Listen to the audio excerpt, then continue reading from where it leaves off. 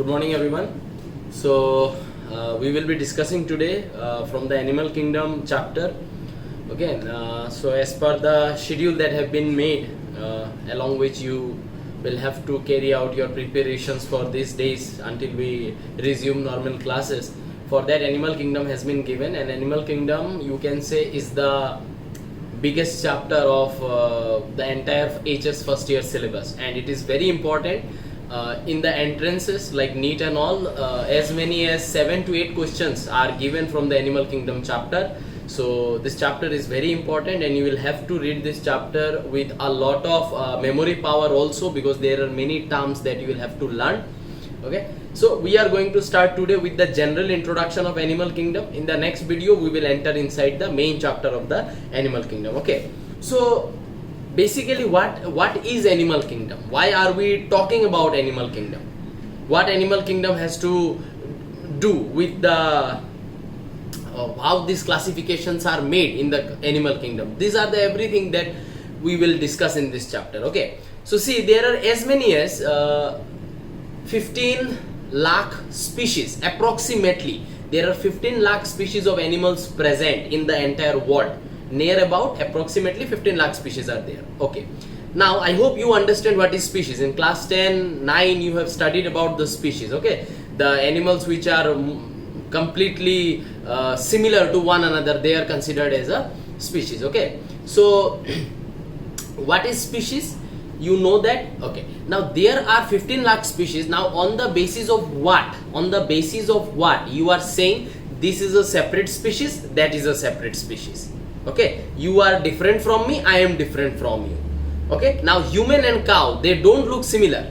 Now cow is a different species, human is a different species. So how do we say that the cow, you are a different species and I am different from you? We say it on the basis of some characters. We say it on the basis of some morphological differences. Morphological माने structural differences. Okay, on the basis of some anatomical differences. Anatomical differences माने body के अंदर का जो parts है वो उसका अलग होगा, मेरा कुछ अलग होगा. तो on the basis of morphological anatomical differences, on the basis of certain characteristics, we say you are a different species, I am a different species. Okay, so that is the basis of classification here we are talking about. Now in order to understand the animal kingdom, in order to understand that how these animals have come into this earth, we will go little bit back and we will start it from the portion जहां से हमारा अर्थ बना, वहां से हम लोग चालू करेंगे और टॉपिक को इसमें कनेक्ट कर देंगे. ठीक है, नाउ वी नो दैट आज से 4.5 बिलियन ईयर्स एगो, आज से 4.5 बिलियन ईयर्स एगो यूनिवर्स में, ठीक है, एक एक्सप्लोजन हुआ था जिसको हम लोग बिग बैंग एक्सप्लोजन बुलाते हैं. ठीक है, तो जब ये एक्सप्लोजन हुआ, ठीक है, तो ये जब एक्सप्लोजन हुआ, जब ये एक्सप्लोजन 4.5 बिलियन ईयर्स आगे हुआ, तब उस एक्सप्लोजन से बहुत सारा अलग अलग प्लैनेट्स बना और अलग अलग गैलेक्सीज बना. उनमें से हमारा जो बिग बैंग थ्योरी की वजह से हमारा जो गैलेक्सी बना उसको हम लोग क्या बुलाते हैं? Milky way. ठीक है, so milky way is the our galaxy, जिस गैलेक्सी में हम लोग हैं, है ना. तो universe is divided into galaxies. ठीक है, अरे मार्वल का मूवी में तो देखा ही होगा, अलग अलग गैलेक्सीज के बारे में बोलता रहता है. ठीक है ना, तो मिल्की वे जो है ये एक अलग गैलेक्सी, ये हमारा गैलेक्सी है और हमारे गैलेक्सी में हमको पता है देयर आर 8 प्लैनेट्स प्रेजेंट, है ना. 9 था, आजकल तो हम लोग एक को हम लोग कंसीडर नहीं करते हैं. ठीक है, so there are 8 planets present. उन 8 प्लैनेट्स में एक प्लैनेट है हमारा प्लैनेट अर्थ. ठीक है, तो हमारा प्लैनेट अर्थ आज से 4.5 billion years ago our earth was form.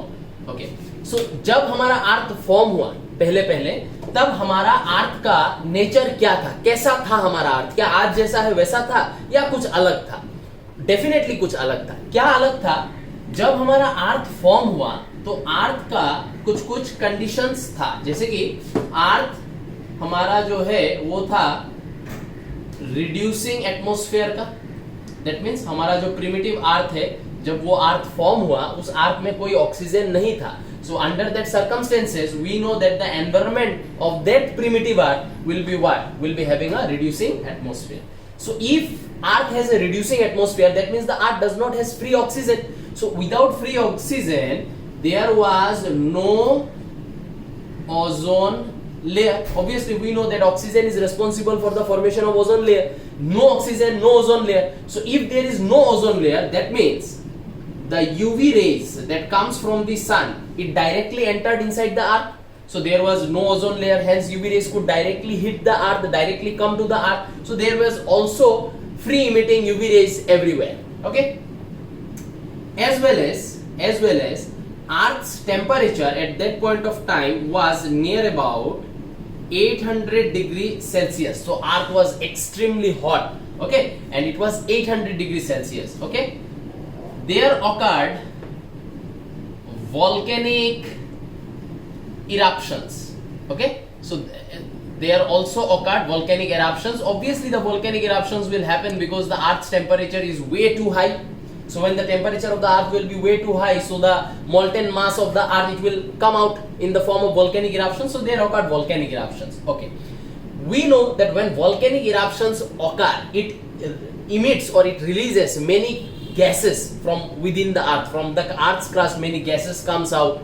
Okay, so those gases, those vapors that came out from the earth's inner region, okay, it created some kind of, you can say, clouds. It created some kind of clouds because the gases, they escaped and they went to the stratosphere, and there they started to get settled, they started to form clouds. Okay, whenever these clouds got condensed, whenever this cloud got condensed, okay, it resulted in what? It resulted in rainfall.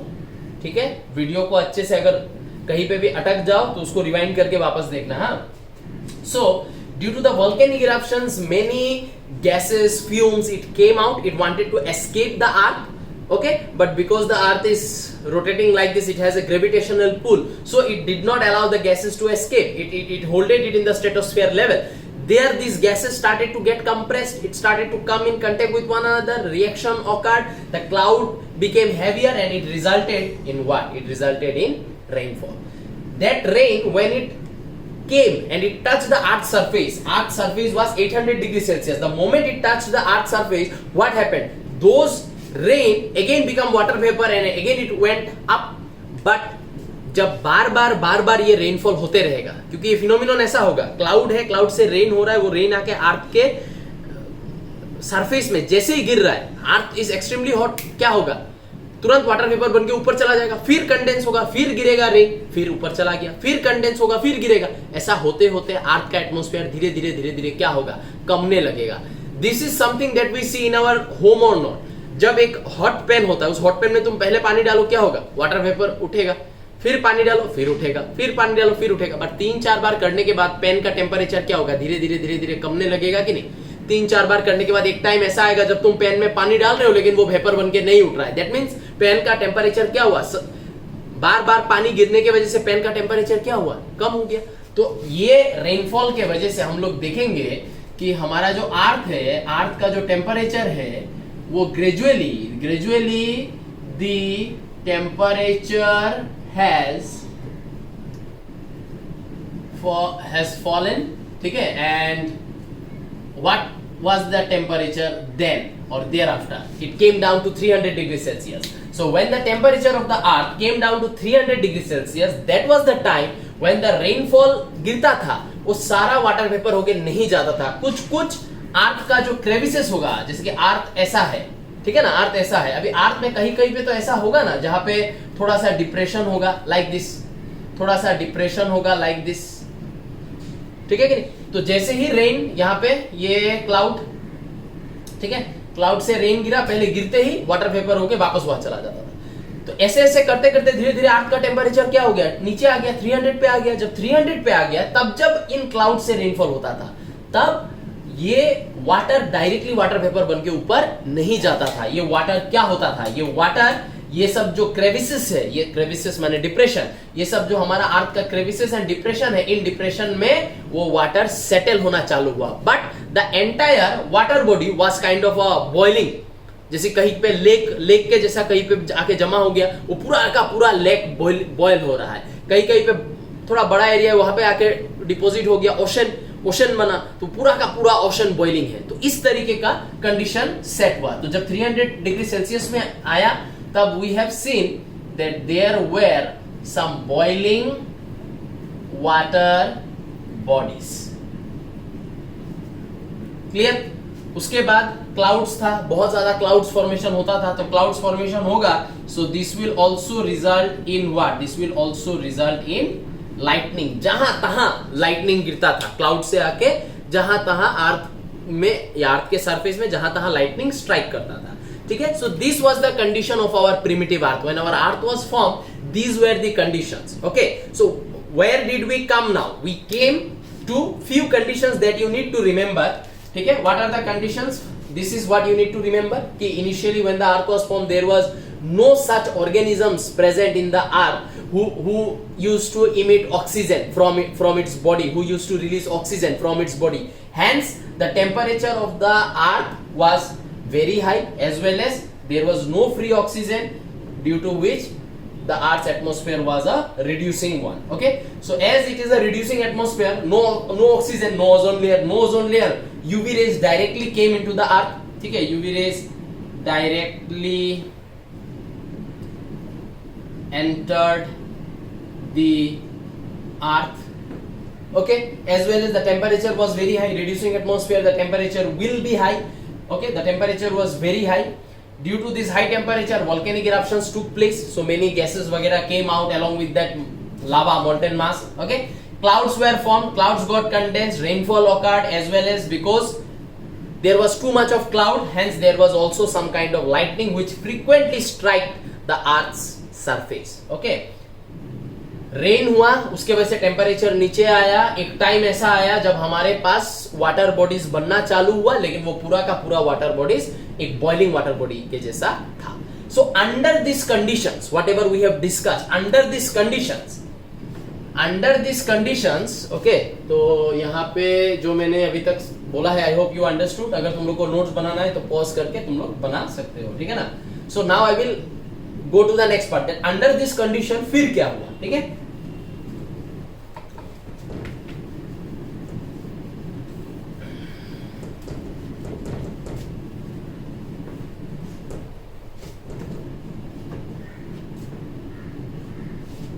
तो under these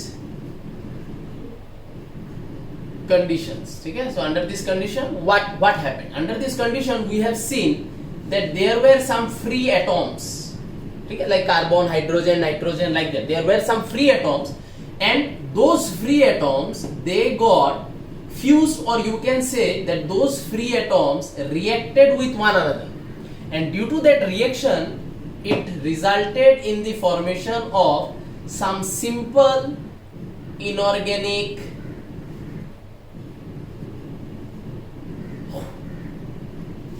substances. I hope you are quite aware of inorganic and organic substances.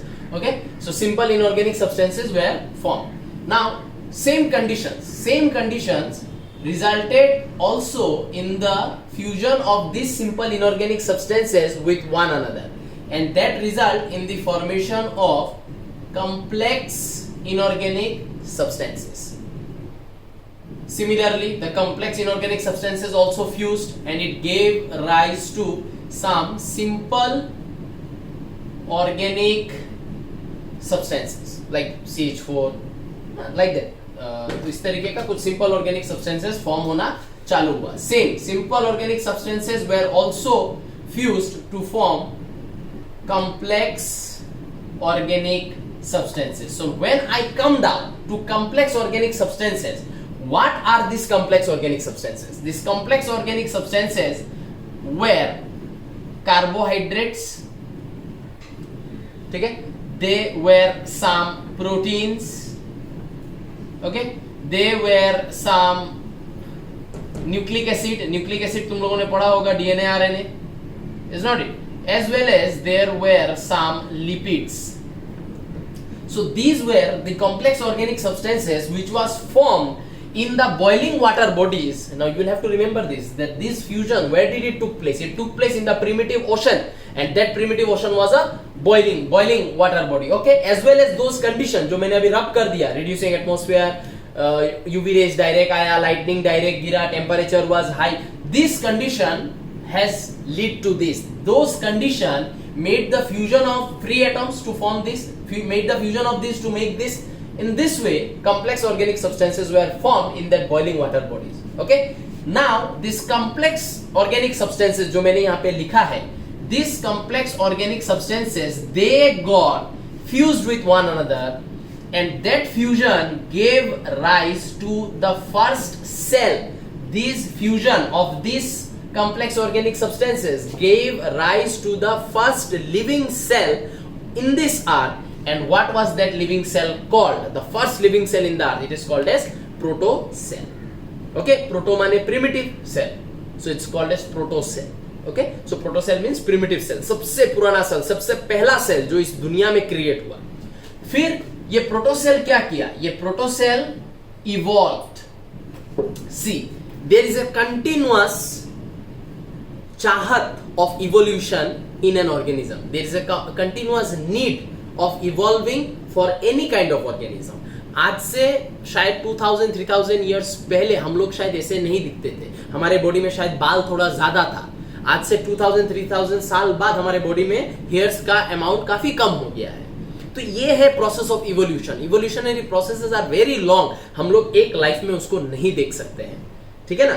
तो प्रोटोसेल बन गया, बन के अर्थ में आ गया, पहला cell बन गया, लेकिन he was not satisfied being a protocell. He wanted to develop, he wanted to become more complex, he wanted to do more functions, है ना? तो there was always that चाहत to grow. Hence this protocell evolved, and due to that evolving, gradually this protocell became prokaryotes. Prokaryotes, eukaryotes पढ़ा है तुम लोगों ने. Prokaryotes is a very simple cell with less cell organelle and all. ठीक है, definite nucleus is not there like that. So ये prokaryote further evolve हुआ और उससे बना क्या? उससे बना यूकैरियोट्स.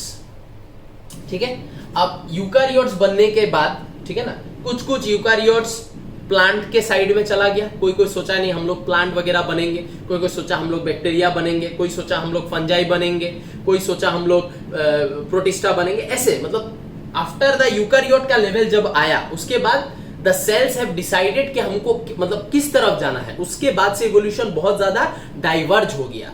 कोई यूकैरियोट प्लांट बनने चला गया, कोई फंजाई, कोई बैक्टीरिया, लाइक दैट. उसी तरीके से कुछ यूकैरियोट ने डिसाइड किया कि हम लोग ना प्लांट बनेंगे, ना हम लोग फंजाई बनेंगे, ना बैक्टीरिया बनेंगे, ना मोनेरा बनेंगे. हम लोग बनेंगे तो क्या बनेंगे? हम लोग बनेंगे तो हम लोग एक एनिमल बनेंगे. तो इस यूकैरियोट से बहुत ज्यादा डाइवर्ज एक इवोल्यूशनरी प्रोसेस हम लोग को देखने को मिला कि यूकैरियोट से कोई प्लांट में चला गया, कोई एनिमल में चला गया.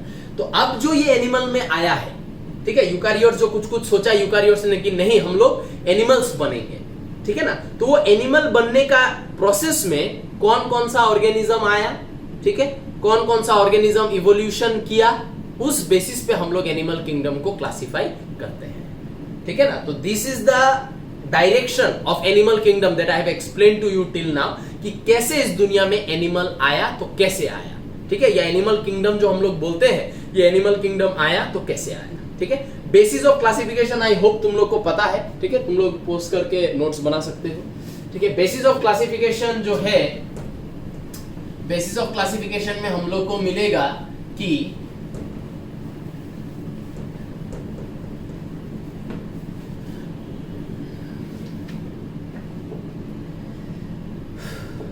तो बेसिस ऑफ क्लासिफिकेशन में हम लोग को मिलेगा कि सबसे ऊपर का जो होता है वो होता है क्या? किंगडम. किंगडम के नीचे क्या होता है? किंगडम के नीचे हम लोग को मिलेगा फाइलम. फाइलम के नीचे हम लोग को क्या मिलेगा? फाइलम के नीचे मिलेगा क्लास. क्लास के नीचे क्या मिलेगा? ऑर्डर. ऑर्डर के नीचे क्या मिलेगा? ऑर्डर के नीचे मिलेगा जेनस, एंड जेनस के नीचे मिलेगा स्पीशीज. तो स्पीशीज सबसे लोएस्ट रैंक का होता है ना?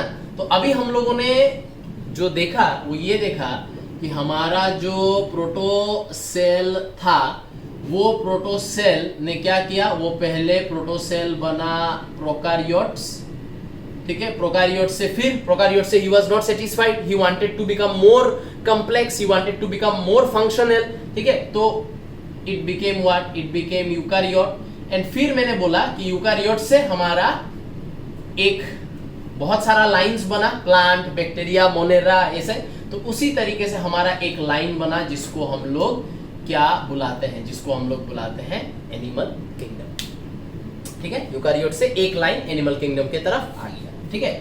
Now what is the basis of calling an organism animal, ये समझो, ठीक है ना, कि वो बेसिस क्या है जिसके बेसिस, मतलब what is that criteria which is important for saying that ये एक एनिमल है, ये एक एनिमल नहीं है।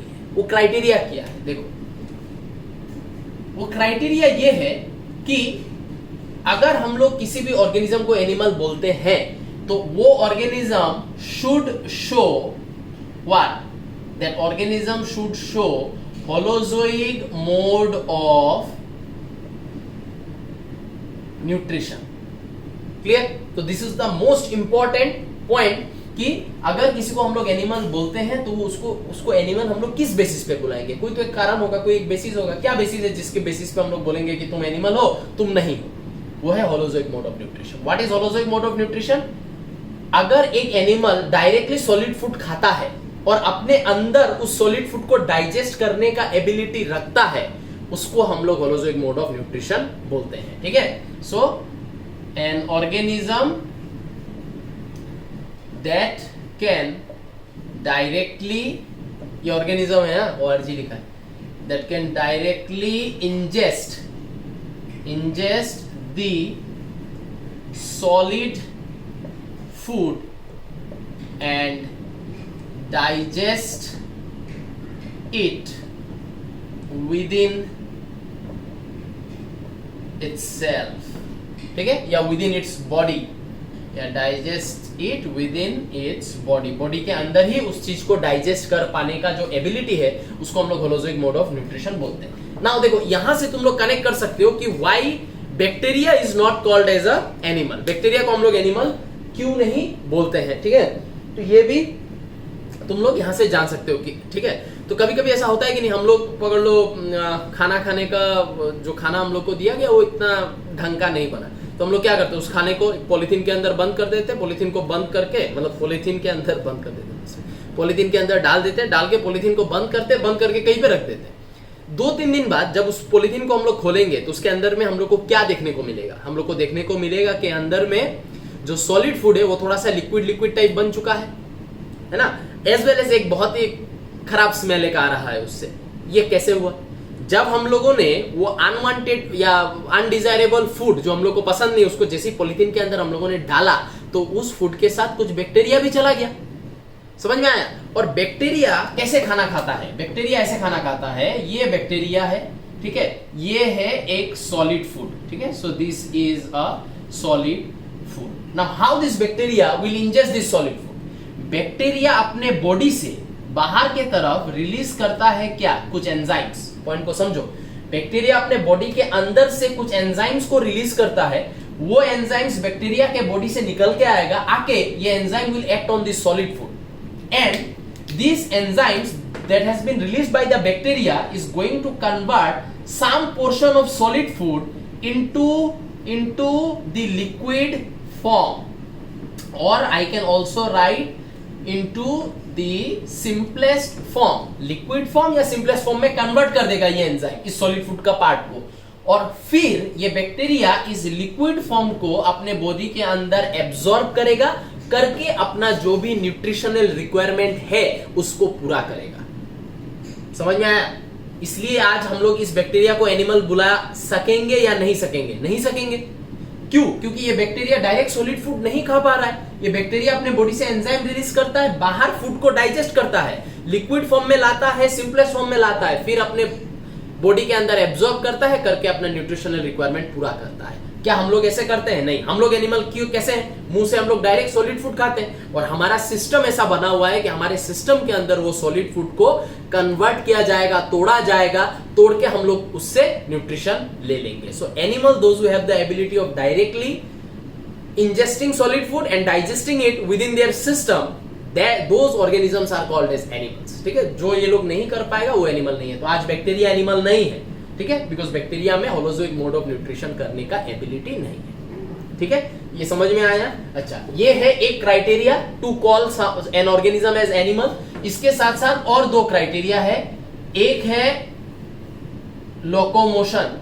ठीक है, जो जिसको हम लोग एनिमल बुलाएंगे उसको लोकोमोशन भी शो करना पड़ेगा. लोकोमोशन माने it should have the ability of moving from one place to another. That is what locomotion is. Okay, ऐसे ये लोकोमोशन नहीं है जो मैं हाथ हिला रहा हूं, ये लोकोमोशन नहीं, ये मूवमेंट है. There has to be some displacement, that is called as locomotion. So there is a difference between locomotion and movement. Movement you can do by standing at one place without the displacement of the main body. Locomotion where there has to be some displacement. A body should move from one place to another. So locomotion, and locomotion के साथ the organism should also have nervous system. ठीक है कि नहीं? क्योंकि nervous system होगा तो एक organism में responsiveness आएगा. ठीक है, so these are the three criteria of calling an organism an animal. ठीक है, समझ में आया होगा. लोकोमोशन कोई कर रहा है तो ऑब्वियसली नर्वस सिस्टम होना पड़ेगा. कोई तुम्हारे ऊपर अटैक करने आया है तो तुमको अपना डिफेंस करना पड़ेगा या उसको रिटर्न में अटैक करना पड़ेगा. ये सब के लिए नर्वस सिस्टम होना जरूरी है.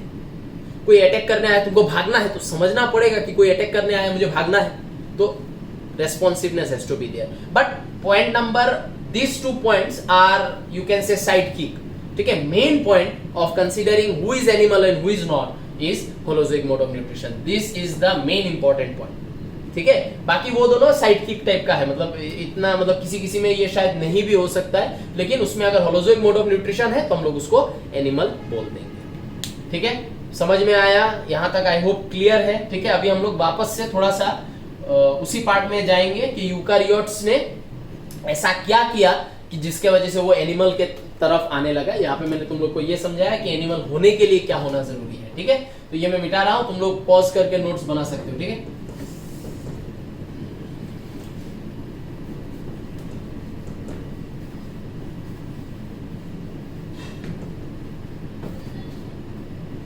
ठीक है.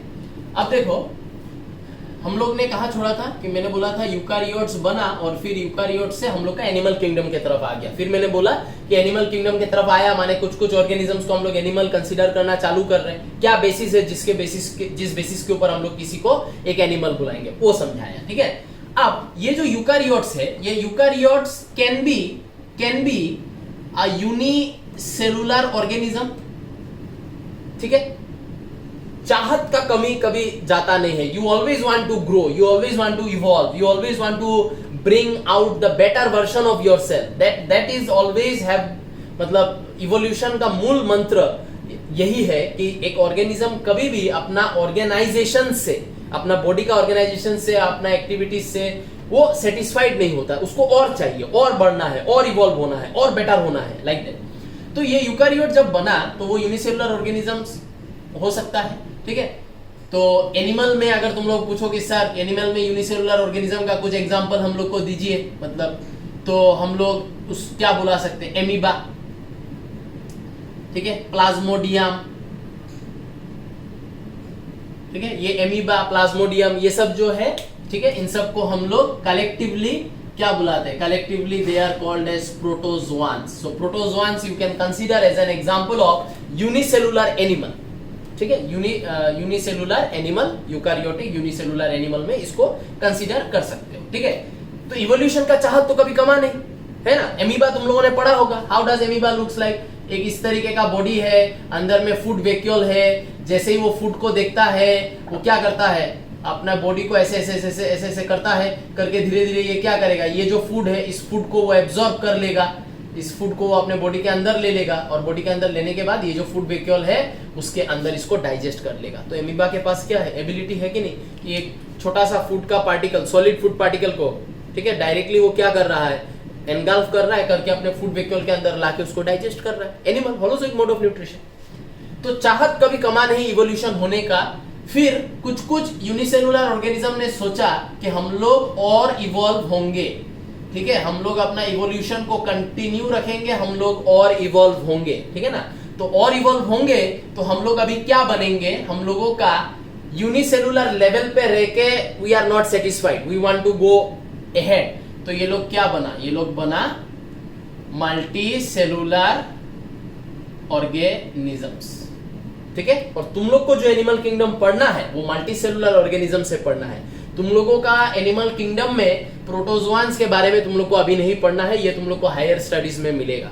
एचएस के लेवल पे you don't need to read about the phylum protozoa, you need to read about those phylum which falls under this category of animal kingdom, that multicellular animals कौन कौन है, क्या क्या है, ठीक है। तो मल्टीसेलुलर ऑर्गेनिजम्स में जब हम लोग बात करने जाएंगे, सो एनिमल किंगडम, और एनिमल किंगडम में कौन कौन है जो मल्टीसेलुलर ऑर्गेनिजम्स है, ये जब हम लोग बात करने जाएंगे तो हम लोगों को एनिमल किंगडम जो है, अभी मैंने यहाँ पे ड्रॉ किया था किंगडम के नीचे फाइलम, फाइलम के नीचे क्लास, लाइक दैट। तो उस तरीके से अगर हम लोग को multicellular organisms of animal kingdom अगर हम लोग को पढ़ना है, multicellular organisms of animal kingdom जो तुम लोग का सिलेबस में है, वो अगर हम लोग को जानना है तो ये multicellular organisms of animal kingdom में हम लोग को क्या क्या देखने को मिलेगा। हम लोग को टोटल देखने को मिलेगा 11 फाइलम, ठीक है। इन 11 फाइलम में पहला जो 10 फाइलम है, उन 10 फाइलम का अगर तुम लोग क्लास नहीं भी पढ़ो, क्योंकि फाइलम के नीचे क्लास होता है, तो हर एक फाइलम, 11 फाइलम है, हर एक फाइलम के नीचे उसका अपना अपना एक क्लास होगा, ठीक है ना। तो अगर तुम लोग क्लास लेवल पे नहीं भी पढ़ोगे फॉर द फर्स्ट 10 फाइलम तो भी चलेगा, लेकिन जो लास्ट फाइलम है उसका क्लास लेवल तक तुमको पढ़ना पड़ेगा, ठीक है ना। तो आज मैं बेसिकली तुम लोग को एक नॉर्मल इंट्रोडक्शन देता हूं कि क्या क्या फाइलम है, फाइलम के अंदर या बेसिस ऑफ क्लासिफिकेशन, किस बेसिस पे हम लोगों ने ये 11 फाइलम रेडी किया है, ठीक है।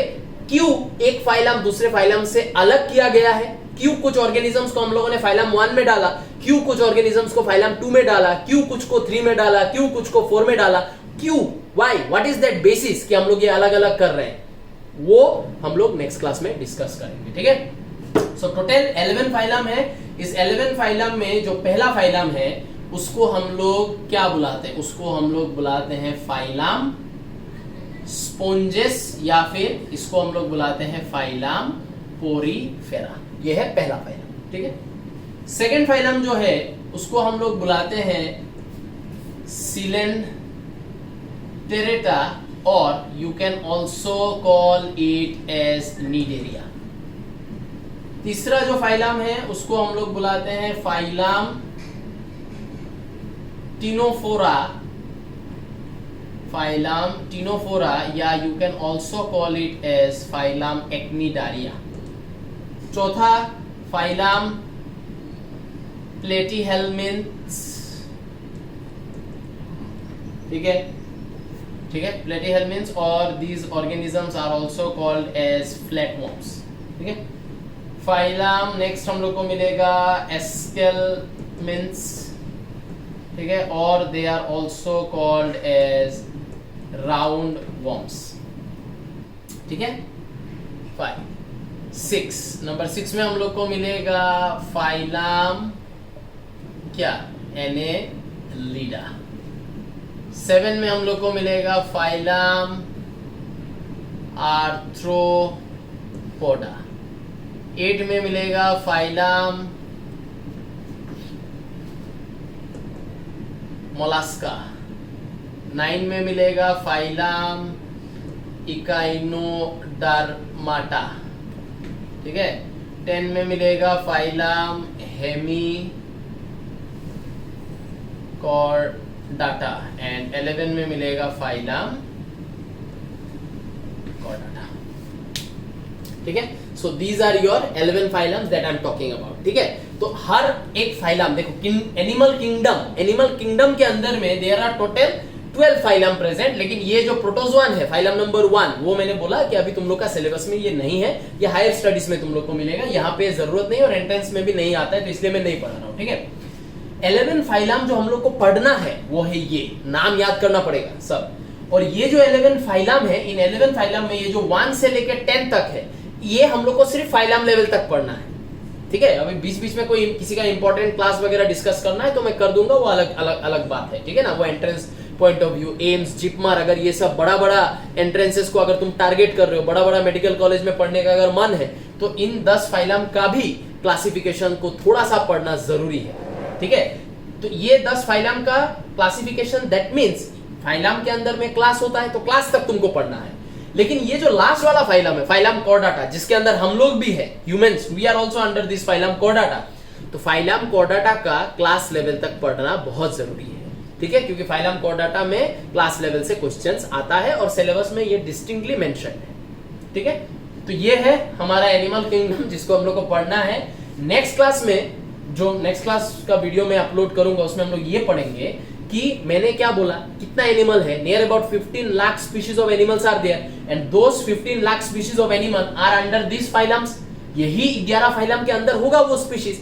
अब हम लोगों ने कुछ कुछ एनिमल को यहां डाला है, जैसे कि there are 5000 species of Porifera present, ठीक है। तो there are around 9000 species of Coelenterata present, ठीक है। There are almost 9 lakh species of Arthropoda present. Arthropoda are insects, और इंसेक्ट्स का जो स्पीशीज काउंट है वो सबसे ज्यादा होता है। पूरा एनिमल किंगडम का 70% of the species are arthropods. तो ये कुछ कुछ एनिमल को हम लोगों ने यहां डाला, कुछ को यहां, कुछ को यहां। क्या बेसिस है, क्यों डाला यहां, क्यों डाला यहां, कुछ तो बेसिस होगा, ठीक है। वो बेसिस क्या बेसिस है, इनको अलग अलग स्पीशीज को अलग अलग फाइलम के अंदर डालने का, कैटेगोराइज करने का, क्लासिफिकेशन करने का, ये हम लोग नेक्स्ट क्लास में पढ़ेंगे, ठीक है। तो अभी कॉर्डाटा के अंदर क्या क्या क्लास है वो मैं बता दूंगा, वो अभी हम लोग लिख लेंगे, ठीक है।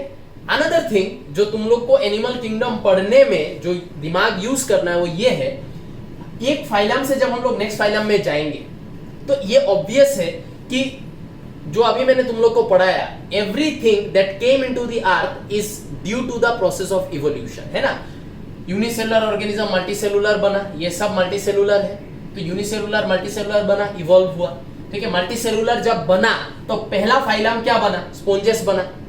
स्पोंजेस बन के, sponges were not satisfied being sponge, they wanted to evolve, they wanted to become better, तो स्पोंजेस से क्या बना, सिलेंटेरेटा बना। सिलेंटेरेटा बन के खुश नहीं है और इवॉल्व करना है, इसे यहाँ बना, ये बना, इससे ये बना, इससे ये बना, तो हर एक फाइलम से दूसरा फाइलम आया है। तो तुम लोग जब स्पोंजेस पढ़ोगे, स्पोंजेस में जो कैरेक्टर मिलेगा उसका थोड़ा होने से भी एडवांस कैरेक्टर इसमें मिलेगा, इसमें जो कैरेक्टर मिलेगा उससे थोड़ा सा एडवांस कैरेक्टर इसमें मिलेगा। तो वो हम लोग देखेंगे, कैरेक्टर्स जो है वो थोड़ा थोड़ा करके बढ़ रहा है, दैट मींस क्या, गुड कैरेक्टर्स थोड़ा थोड़ा आ रहा है, दैट मींस इवोल्यूशन हो रहा है। और इसी इवोल्यूशन के प्रोसेस से एक फाइलम से दूसरा फाइलम, दूसरे से ये, इससे ये, इस तरीके से एक फाइलम से दूसरा फाइलम बना, बनते बनते बनते बनते आ जाके हम लोग खड़े हैं। समझ में आया।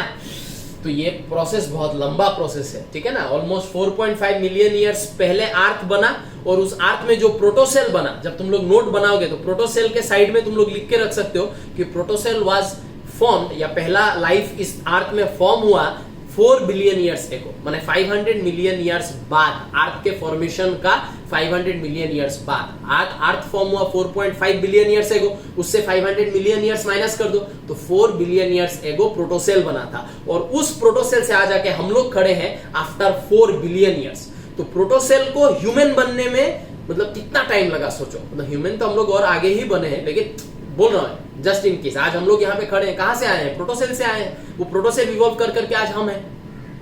समझ में आया ना।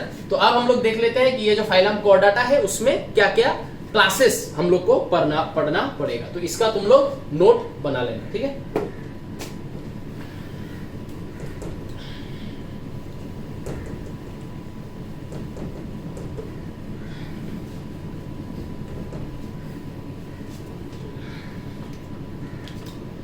ठीक है, so we are now talking about phylum number 11 and phylum number 11 is Chordata, ठीक है। अच्छा, कॉर्डाटा के अंदर हम लोग को मिलेगा देयर आर प्रेजेंट 3 सब फाइलम, ठीक है। फाइलम के नीचे सब फाइलम हो सकता है, ठीक है। अच्छा, तो मतलब सब phylum is something which is between, क्या बोलो, फाइलम एंड क्लास। समझ में आया ना? जैसे फाइलम के नीचे क्लास है तो फाइलम के नीचे हम लोग एक कैटेगरी बना सकते हैं लाइक सब फाइलम, ठीक है ना? उसी तरीके से अगर हम लोग का क्लास है, क्लास के नीचे अगर हम लोग को क्लास और ऑर्डर के बीच में कुछ कैटेगरी बनाना है तो हम लोग सब क्लास ऐसे बना देंगे। तो लाइक दैट। तो देयर आर 3 सब फाइलम, ठीक है? तो 3 सब फाइलम में जो पहला सब फाइलम है उसको हम लोग क्या बुलाते हैं? तो पहला सब फाइलम को हम लोग बुलाते हैं यूरो कॉर्डाटा। जो सेकंड सब फाइलम है उसको हम लोग क्या बुलाते हैं? उसको हम लोग बुलाते हैं सेफालो कॉर्डाटा, ठीक है? तो यूरो कॉर्डाटा, सेफालो कॉर्डाटा, इनका बस नॉर्मल कैरेक्टरिस्टिक जानने से इट्स सफिशिएंट, इतना मतलब हो जाएगा, ठीक है? तीसरा जो सब फाइलम है जिसके अंदर हम लोग आएंगे वो उसको हम लोग क्या बुलाते हैं? उसको हम लोग बुलाते हैं Vertebrata. So the third sub phylum is called as Vertebrata, ठीक है? वर्टिब्रेटा जो है, वर्टिब्रेटा के अंदर हम लोग को मिलने वाला है, वर्टिब्रेटा के अंदर हम लोग को मिलने वाला है 2 डिविजन्स। 2 डिविजन्स में एक डिवीजन में हम लोग को मिलेगा डिवीजन 1, उसमें हम लोग को मिलेगा, ऐसे मैं लिख देता हूँ DIV1, इसमें हम लोग को मिलेगा एग्नाथा, ठीक है? और ये जो एग्नाथा है डिवीजन 1, इसके अंदर में हम लोग को सिर्फ एक ही क्लास के बारे में पढ़ना है, ठीक है? एंड उस क्लास को हम लोग क्या बुलाते हैं? साइक्लोस्टोमाटा, ठीक है? सिर्फ इसके बारे में, साइक्लोस्टोमाटा के बारे में पढ़ना है अंडर द डिवीजन एग्नाथा। जो डिवीजन नंबर 2 है, डिवीजन नंबर 2, उस डिवीजन नंबर 2 के अंदर में हम लोग को मिलेगा ग्नाथोस्टोमाटा, ठीक है ना? बाद में मैं जब चैप्टर के अंदर घुसूंगा तो मैं बताऊंगा एग्नाथा का क्या क्या अलग कैरेक्टर था जिसके वजह से इसको हम लोगों ने अलग डिवीजन कर दिया, उसको अलग कर दिया, क्या बेसिस था वो मैं बाद में बताऊंगा, ठीक है? ग्नाथोस्टोमाटा इज डिवीजन नंबर 2 एंड ग्नाथोस्टोमाटा जो है, ग्नाथोस्टोमाटा के अंदर हम लोग को क्या क्या मिलेगा? ग्नाथोस्टोमाटा के अंदर में हम लोग को मिलेगा 2 सुपर क्लास, एक मिलेगा सुपर क्लास 1, एक हम लोग को मिलेगा सुपर क्लास 2, ठीक है? तो उसी तरीके से जैसे क्लास के नीचे सब क्लास हो सकता है, फाइलम के नीचे सब फाइलम हो सकता है, उसी तरीके से अगर फाइलम के ऊपर हम लोग को एक कैटेगरी बनाना है, सपोज फाइलम और क्लास, फाइलम के नीचे क्लास है दैट वी नो, ओके, लेकिन मुझे सपोज और ज्यादा कैटेगराइजेशन करना है तो मैं क्या करूंगा? फाइलम है, फाइलम के नीचे मैं क्या कर सकता हूँ? सब फाइलम लगा सकता हूँ, सब फाइलम के नीचे मैं क्या लगा सकता हूँ? सुपर क्लास लगा सकता हूँ, फिर क्लास, फिर सब क्लास, ठीक है ना? फिर सब क्लास के नीचे मैं सुपर ऑर्डर, ऑर्डर, सब ऑर्डर, ठीक है? फिर ऑर्डर के नीचे, समझ में आया ना? उस तरीके से हम लोग को अगर जो मेन कैटेगरी है वो है क्लास, ऑर्डर, ऐसे, ठीक है? किंगडम, फाइलम, क्लास, ऑर्डर, इस तरीके से जेनस, स्पीशीज। लेकिन अगर मुझे फाइलम और क्लास के बीच में मुझे एक कैटेगराइजेशन करना है तो मैं सुपर क्लास करके कर सकता हूं। फाइलम और क्लास के बीच में मुझे करना है मैं फाइलम, सब फाइलम, सुपर क्लास, क्लास, ठीक है ना? फिर मुझे क्लास और ऑर्डर के बीच में कुछ करना है तो क्लास के नीचे मैं क्या लगा सकता हूं? सब क्लास, सुपर ऑर्डर, ऑर्डर, ठीक है? तो सुपर क्लास 1 जो है, सुपर क्लास 1 में हम लोग को मिल जाएगा कौन? पाइसेस, पाइसेस मछली, ठीक है? और पाइसेस के अंदर, सुपर क्लास 1 के अंदर हम लोग को 2 ही क्लास के बारे में पढ़ना है। क्लास 1 जिसको हम लोग बुलाते हैं क्या? जिसको हम लोग बुलाते हैं कॉन्ड्रिक्थिस, एंड क्लास 2 जिसको हम लोग क्या बुलाते हैं? जिसको हम लोग बुलाते हैं ऑस्टिकथिस, ठीक है? सो ये है 2 क्लास जिसके बारे में पढ़ना है। नाम थोड़ा सा टफ है, तुम लोग के लिए न्यू है, लेकिन पढ़ना तो पड़ेगा। नेक्स्ट है सुपर क्लास 2। सुपर क्लास 2 में हम लोग को मिलेगा टेट्रापोडा, ठीक है? सुपर क्लास 2 के अंदर टेट्रापोडा मिलेगा, मतलब सुपर क्लास 2 को हम लोग क्या बुलाते हैं? Super class 2 is Tetrapoda, super class 1 is Pisces. Pisces के अंदर हम लोग को मिल रहा है क्लास 1, क्लास 2। टेट्रापोडा के अंदर हम लोग को मिलेगा, ठीक है? ये टेट्रापोडा के अंदर हम लोग को मिलेगा 4 क्लासेस, 4 क्लासेस मिलेगा। क्या क्या है वो 4 क्लासेस? पहला जो क्लास है उसको हम लोग क्या बुलाते हैं? एम्फीबिया। सेकंड जो है उसको क्या बुलाते हैं? रेप्टिलिया। थर्ड जो है एप्स। फोर्थ जो है वो है मैमल्स। और मैमल्स कौन है? अपन लोग मैमल्स है। एप्स कौन है? बर्ड्स। रेप्टाइल कौन है? सांप। एम्फीबिया कौन है? फ्रॉग, ठीक है ना? तो ये है तुम्हारा पूरा का पूरा एनिमल किंगडम। तो पहला 10 फाइलम का तो जनरल कैरेक्टर पढ़ के खत्म, वहां तक हो जाएगा। लेकिन जब हम लोग फाइलम नंबर 11 कॉर्डाटा में आएंगे, आने के बाद हम लोग को पहले इसका कैरेक्टर पढ़ना है, फिर इसका पढ़ना है, फिर वर्टिब्रेटा में आना है, वर्टिब्रेटा का कुछ जनरल कैरेक्टर पढ़ना है, फिर वर्टिब्रेटा में 2 डिवीजन है, फिर एग्नाथा का क्या क्या कैरेक्टर है और ग्नाथोस्टोमाटा का क्या क्या कैरेक्टर है, जिसके बेसिस पे हम लोगों ने इस सब फाइलम को 2 डिवीजन में बांटा, वो पढ़ना पड़ेगा। फिर एग्नाथा के अंदर साइक्लोस्टोमाटा, इसका क्या कैरेक्टर है, ग्नाथोस्टोमाटा के अंदर पाइसेस का 2 क्लास, इन दोनों का क्या कैरेक्टर है, ये है कार्टिलिजिनस फिश, ये है बोनी फिश, इसके अंदर में आएगा शार्क वगैरह ये सब, ऑस्टिक्थिस के अंदर आएगा रोमास, ऑस्टिक्थिस के अंदर आएगा बोनी फिश, रोमास, ठीक है ना। तो ये फिर टेट्रापोडा में जाएंगे, टेट्रापोडा माने टेट्रा 4 पोडा पैर, 4 पैरों वाला एनिमल, तो 4 पैरों वाला एनिमल में एम्फीबिया मिलेगा, फ्रॉग का 4 पैर है, रेप्टिलिया मिलेगा, लिजर्ड वगैरह में 4 पैर है कि नहीं। वो स्नेक का एडेप्टेशन है कि स्नेक ने अपना वो लिम्स उसको नहीं चाहिए, उसने हटा दिया अपना लिम्स, ठीक है। तो रेप्टिलिया, एप्स में भी 4 पैर है, 2 पैर दिखाई देता है और 2 हाथ जो है वो मॉडिफाइड इनटू विंग्स, मैमल्स 4 पैर दिखाई देता है, तो टेट्रापोडा लाइक दैट, ठीक है। तो ये है तुम्हारा एनिमल किंगडम का जनरल इंट्रोडक्शन। नेक्स्ट वीडियो में हम लोग कल या परसों आई माइट अपलोड, तो उसमें हम लोग पढ़ेंगे कि कैसे ये क्लासिफिकेशन किया गया, कैसे हम लोगों ने कुछ कुछ एनिमल को एक फाइलम में डाला, कुछ कुछ को दूसरे फाइलम में, कुछ कुछ को तीसरे फाइलम में। ये क्लासिफिकेशन का बेसिस क्या है, पहले बेसिस पढ़ेंगे, उसके बाद फाइलम के जनरल कैरेक्टर्स में जाएंगे। तो next class will be only on basis I guess, और शायद ऑल द बेसिस हम लोग पढ़ भी नहीं सकते, काफी बेसिस है, 7-8 बेसिस है। तो बेसिस को शायद 2 क्लासेस में मैं करूंगा, उसके बाद हम लोग स्पॉन्जेस में एंट्री कर जाएंगे। तो आई होप आज का क्लास समझ में आया है, एंड बोर्ड से नोट्स बनाना सीखो, क्योंकि जब स्कूल चालू होगा तो तुम लोग को अलग से कोई एक नोट डिलीवर नहीं किया जाएगा, जो क्लास में पढ़ाया जाएगा उसी से क्लास में बैठ के समझ के नोट बनाना पड़ेगा, ठीक है। तो वीडियो पॉज करके जो मैंने बोला है उस सीक्वेंस में नोट बनाओ, ठीक है। See you in the next video. We will be discussing about the basis of classification. ठीक है? Till then, take care, enjoy, have fun, keep studying.